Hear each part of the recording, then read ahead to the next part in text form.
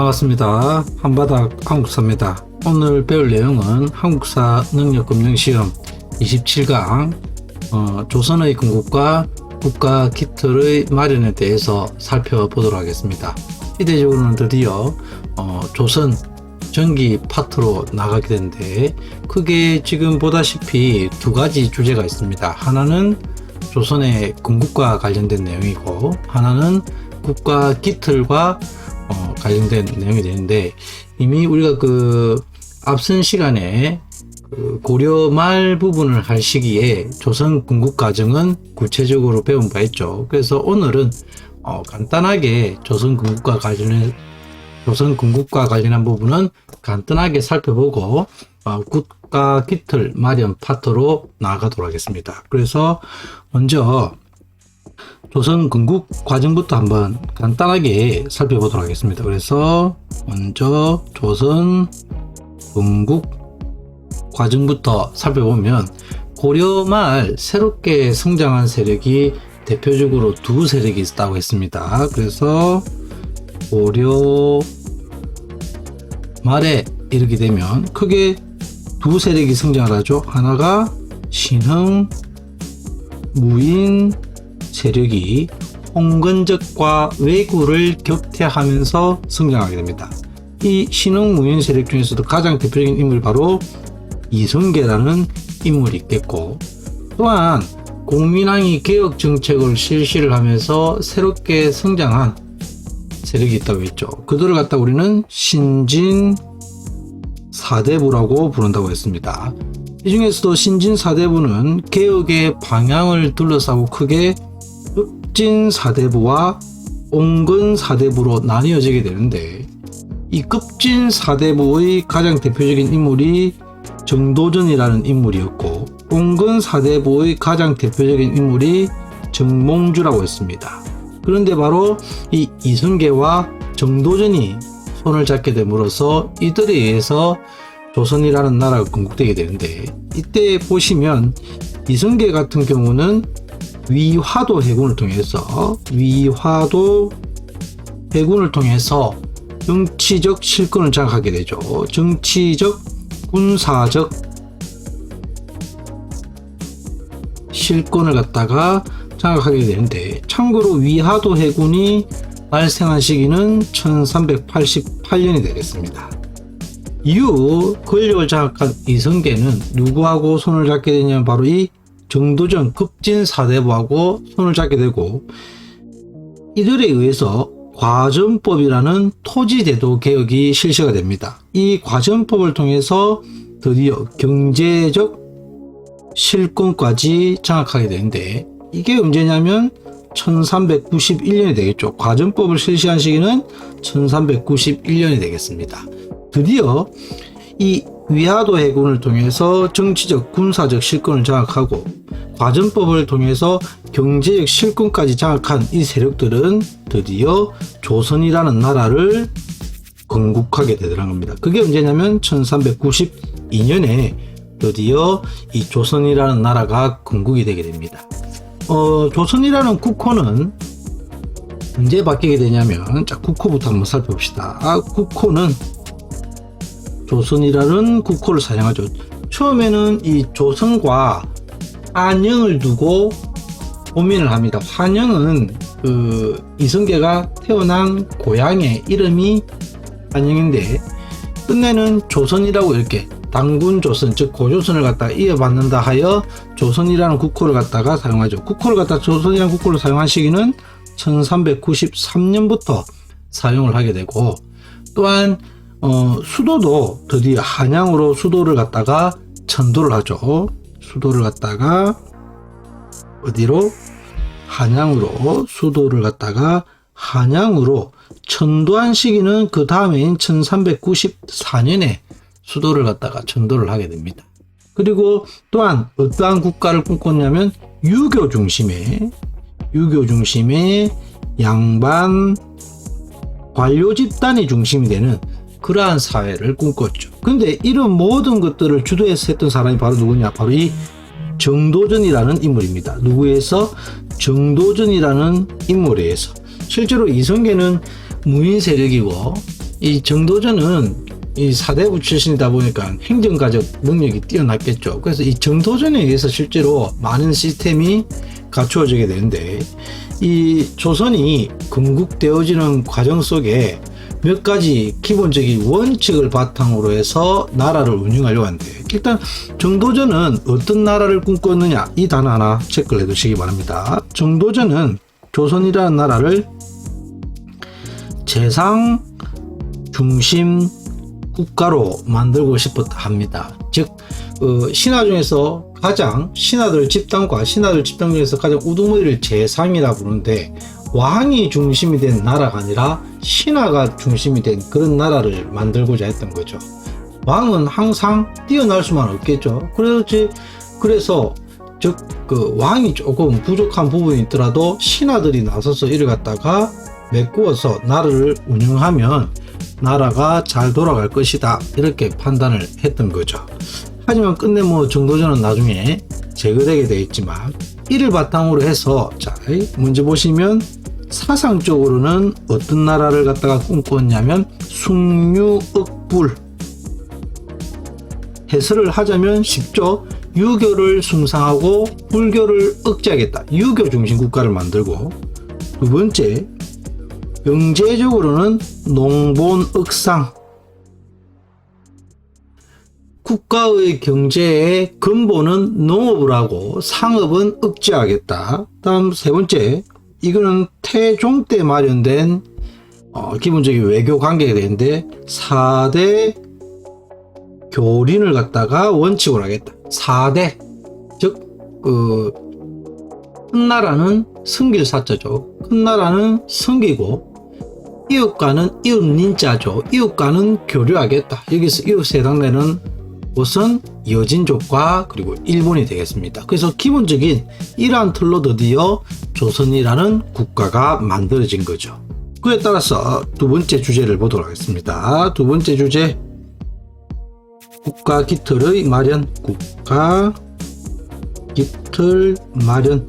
즉 국가 기틀의 마련 과정은 조선 초기 왕위 변청 과정, 왕들의 업적을 통해서 각 국가의 기틀이 어떻게 마련되었는지 구체적으로 한번 살펴보도록 하겠습니다. 그래서 왕위 변청 과정을 보면 조선의 왕위 변청 과정은 다들 잘 아시죠. 첫 번째가 태조입니다. 그죠? 태정, 태세, 문단세, 예, 성까지를 일반적으로 우리가 조선 초기라고 봅니다. 그래서 태조, 다음이 정종, 태종, 다음이 태조, 다음이 세, 다음이 문단,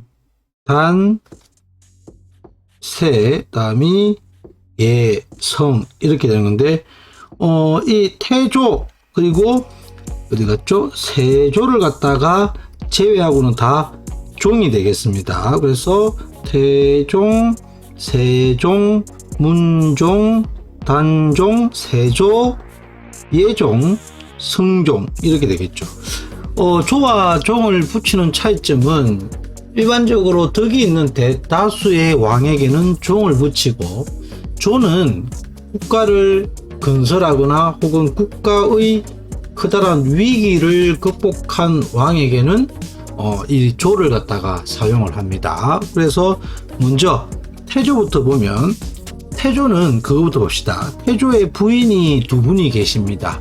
한씨가 있고, 첫째 부인이 있고, 둘째 부인이 강씨가 되겠죠. 원래부터 부인이 두 분이 있었던 것이 아니라, 원래는 한씨만 있었는데 이 한씨가 돌아가셔서 세 부인을 갖다가 맞아들였던 건데, 한씨에게는 6남 2녀의 자녀가 있었죠. 그래서 6남을 보면 첫째가 이방우, 그리고 둘째가 이방과, 셋째가 이방이, 그리고 넷째가 이방간, 그리고 다섯 번째가 그 유명한 이방원, 그리고 여섯 번째가 이방년.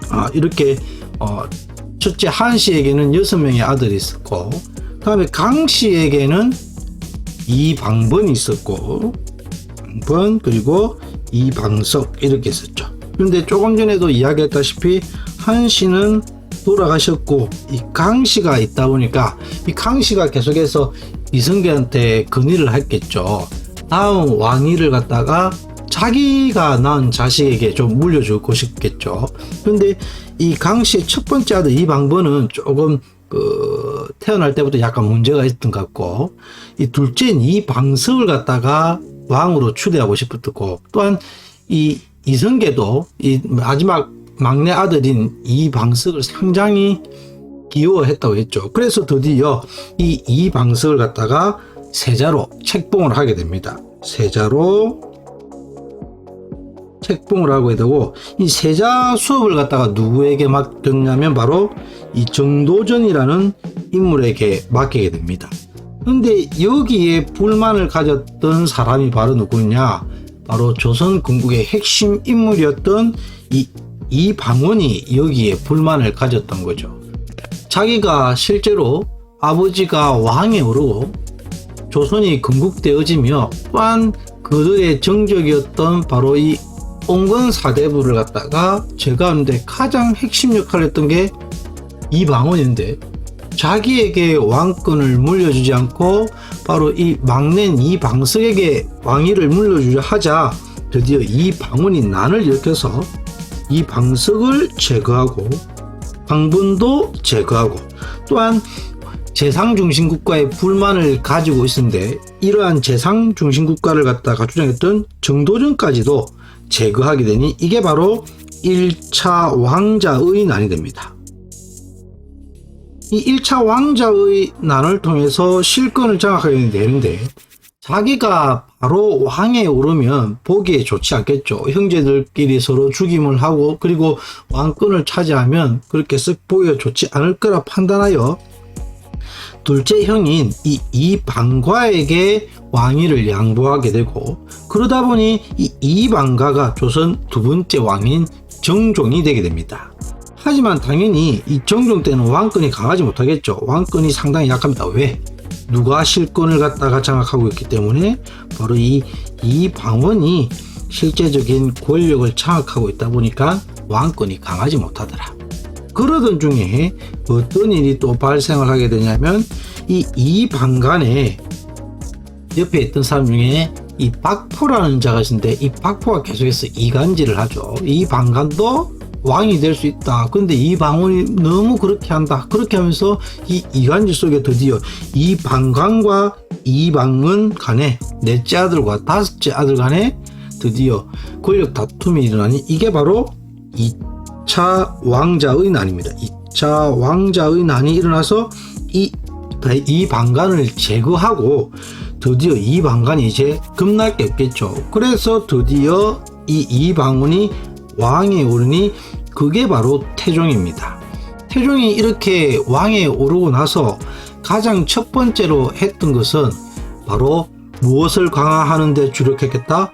왕권을 강화하는 데 주력하게 됩니다. 왜? 그 전에 계속해서 왕권이 약화되었고, 또한 자기에게 불만을 가지고 있던 세력들이 많겠죠. 그래서 그 세력들을 갖다가 장악하기 위해서는 무엇에 집중했겠다? 바로 왕권 강화에 집중을 하더는 겁니다. 왕권을 강화하는 데 집중하게 되고, 태종의 이 왕권 강화책은 중요하니 좀 잘 봐두시기 바랍니다. 그럼 어떻게 해서 왕권을 강화시키려느냐? 첫 번째, 사병을 혁파합니다. 사병을 혁파하더라.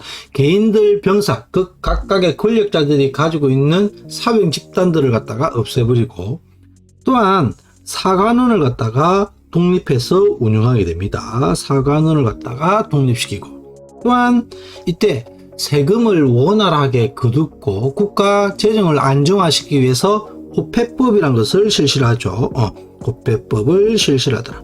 오늘날로 치면은 주민 등록증과 같은 이러한 신분증을 갖다가 만든 게 되겠죠. 16세 이상의 정남, 즉 성인 남자를 대상으로 해서 이런 신분증이 지어졌고, 또한 억울한 거나 국가에 건의할 사항이 있으면 바로 신문고를 갖다가 설치해서 신문고를 갖다가 제도를 실시했던 분이 되겠다.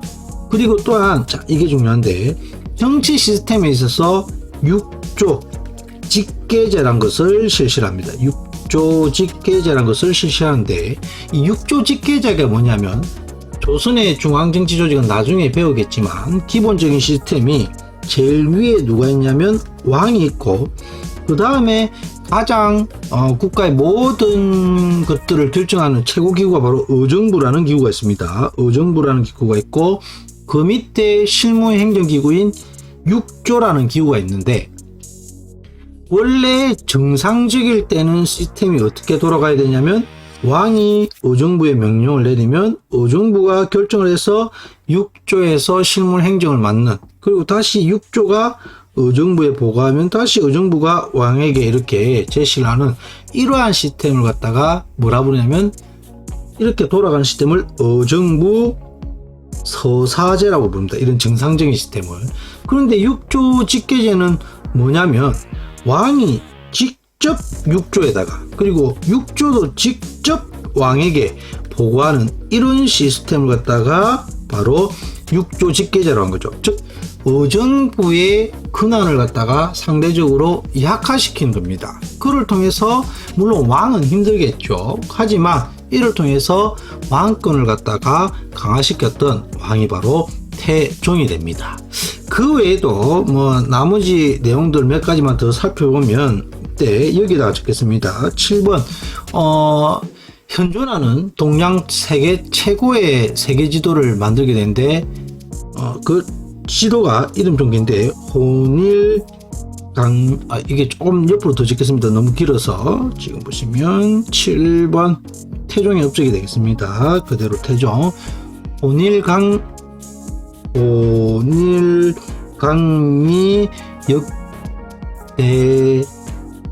역대국도 지도, 이렇게 되겠습니다. 워낙 길어서 혼일강리 역대국도 지도, 현존 최고의 세계 지도가 되겠습니다. 동양에서.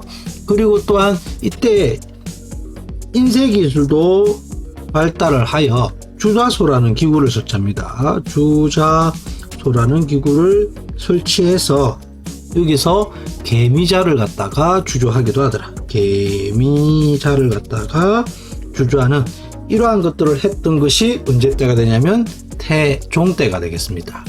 이처럼 태종이 왕권을 갖다가 안정화시키고 강화시키다 보니 드디어 세종 때 안정적으로 국무를 갖다가 수행할 수 있었고, 드디어 세종 때 어떤 국가를 갖다가 만들게 되냐면 유교를 근간으로 하는 유교 정치 질서 국가가 드디어 마련되었고, 많은 세종이 업적을 남길 수가 있던 거죠. 이렇게 물론 세종도 훌륭하지만 태종의 이 나라의 왕권을 안정화시켜 놓았기 때문에 이런 업적이 가능했던 거죠. 그래서 유교 정치 질서 국가를 갖다 수립하기 위한 기구로서 첫 번째 집현전을 갖다가 설치하고, 또한 여기에서 드디어 우리나라의 아주 대표적인 바로 훈민정음이 창제되게 된 거죠. 훈민정음 창제도 세종 때 이루어졌고, 또한 이때 다양한 과학 기구들이 제작되게 됩니다. 그죠? 과학 기구들이 제작되게 됩니다. 그리고 이때 이러한 과학 기구를 제작하며 많은 업적을 남겼던 사람이 바로 천민 출신이었던 장영실이라는 분이 등용되어서 다양한 기구들을 갖다가 만들기 시작하죠. 그래서 이때 만들어진 것들이 혼천이라든지, 그리고 그 다음에 앙부일구라든지, 그 외에도 자경루, 다 한 번씩은 들어보셨죠? 자경루라든지 처국이, 이런 것들이 이때 제작이 되게 됩니다. 또한 편찬 사업도 활발하게 이루어져서, 가지고 이때 항약직성방, 의학서적이 되겠죠. 항약집성방이라는 의학서적도 만들어지게 되고, 또한 우리나라 실정에 맞게끔 드디어 농서가 만들어지게 되는데, 농사직설이라는 이러한 농서도 드디어 편찬됩니다. 이 두 책은 종종 출제가 되니까 좀 잘 살펴보시기 바랍니다. 또한 대외 관계에 있어서도 다른 나라와의 관계에 있어서도 영토로 오늘날의 우리나라 국경선이 이 세종 때 만들어진 겁니다. 그래서 북쪽으로 사군 최윤덕이라는 분을 갖다가 최윤덕이라는 분을 통해서 사군을 갖다가 개척하고, 또한 이 세종 때 육진도 김종서라는 분을 통해서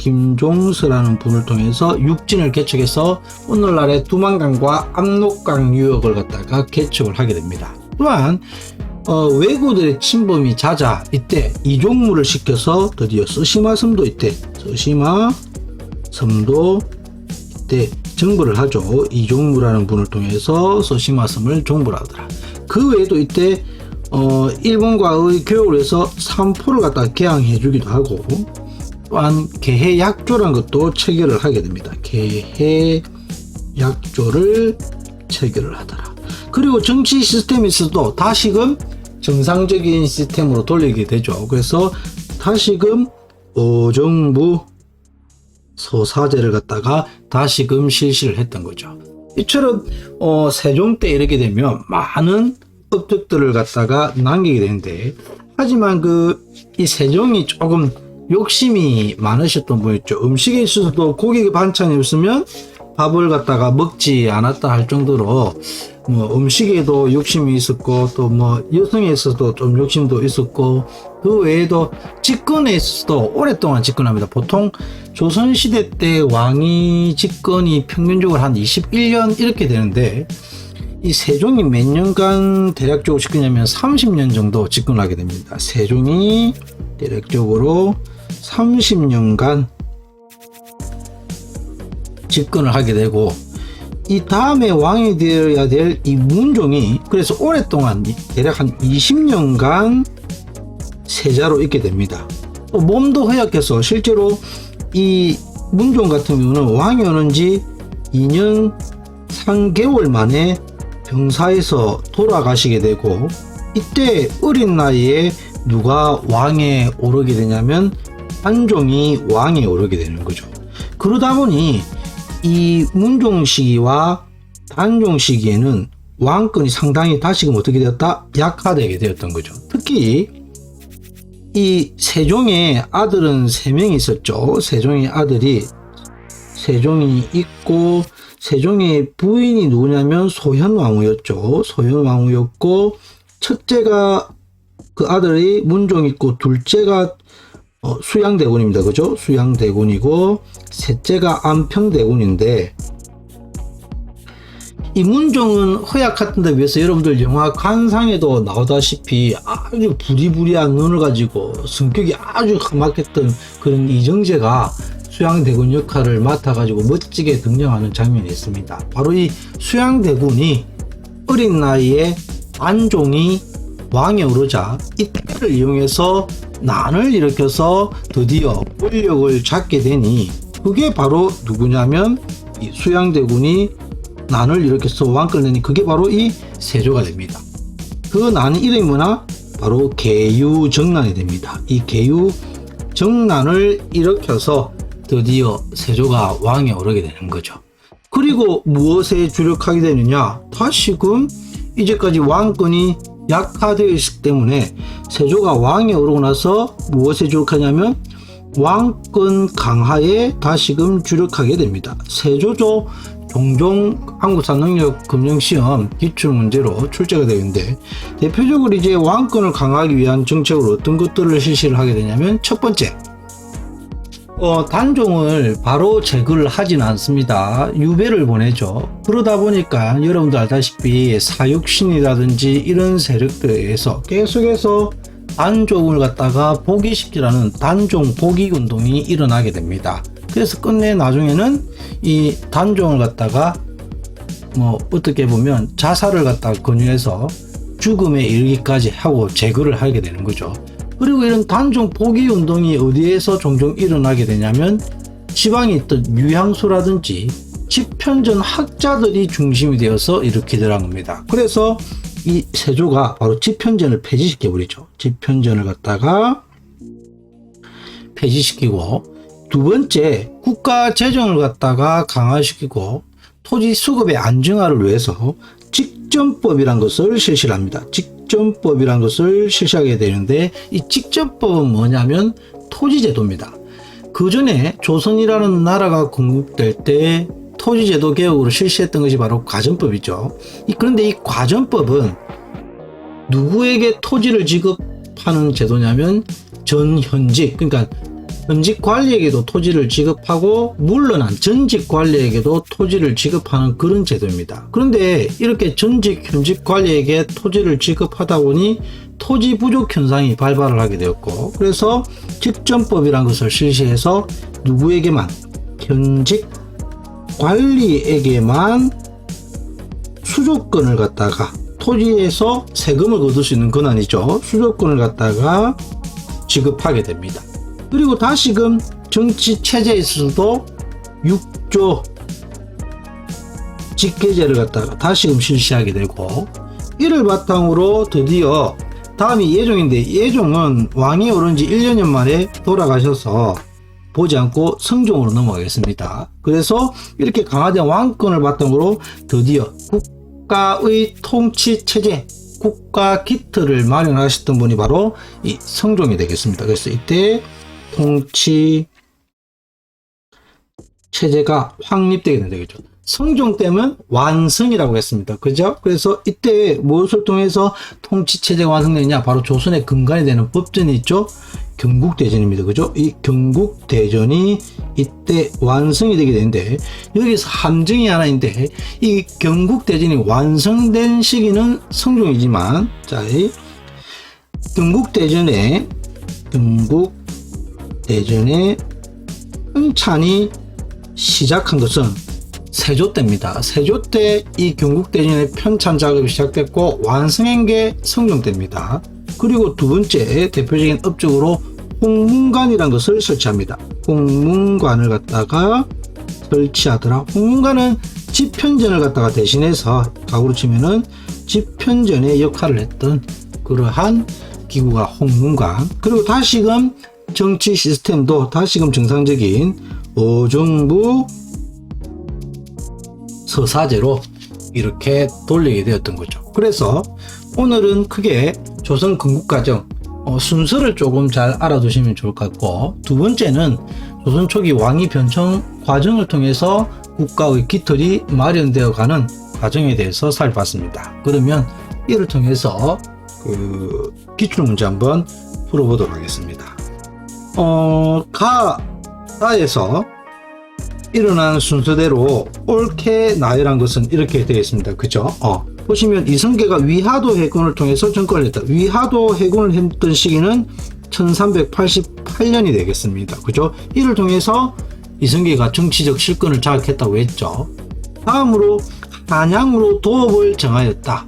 아까 전에 한양으로 천도한 시기는 조선이 1392년에 건국되고 나서 국호가 1393년에 국호를 갖다가 사용했고, 수도를 청도한 시기는 1394년입니다. 1394년에 수도를 한양으로 천도를 하죠. 다음에 과전법이라는데, 이 과전법은 1391년입니다. 특이하게 이 조선이라는 나라는 건국을 하고 개혁한 것이 아니라 개혁을 먼저 마무리 짓고 조선이라는 나라를 갖다가 세웠던 거죠. 그래서 과전법이라는 토지제도 개혁이 1391년에 세워지고 1392년에 나라를 갖다가 세우게 됩니다. 그래서 순서를 보면 가, 다, 나 이렇게 되겠죠. 그럼 가, 다, 나가 답이 2번이 되겠습니다. 그죠? 다음 밑줄건 왕 재위 기간에 일어났던 사실로, 그러면 이 왕이 누군가를 찾아야 됩니다. 그죠? 장영신 나왔습니다. 아까 장영신을 등용했던 분, 다음 자경로 설치했던 분, 바로 누가 되겠다? 세종이 되겠죠. 그러면 세종과 관련된 그런 업적을 갖다가 찾으면 되겠습니다. 주자소가 설치되어 흰색 개미자 태종이라고 했습니다. 그죠? 태종 때 조금 전에 봤던 거고, 훈련교범이 무예 도보 통지가 가능되었다. 이거는 선생님이 공부하면서 이번에 처음 알았던 겁니다. 이런 게 있구나. 이거는 정조 때입니다. 정조 때. 다음에 삼수병으로 구성된 훈련도감, 이거는 선조 때가 되겠습니다. 나중에 다 배우게 될 겁니다. 다음에 동의보감 너무나 유명하죠. 이거는 조선 광해군 때 실시된 겁니다. 다음 자 이거 좀 중요합니다. 이게 종종 뭐 한국사 능력검정시험이나 공무원 시험에도 종종 출제되는 것을 갖다가 볼 수가 있는데, 우리나라에 맞는 농법을 정리한 농서가 편찬되기인데 농사직설이죠. 이게 언제 때냐? 바로 세종 때가 됩니다. 그래서 답은 5번이 되겠습니다.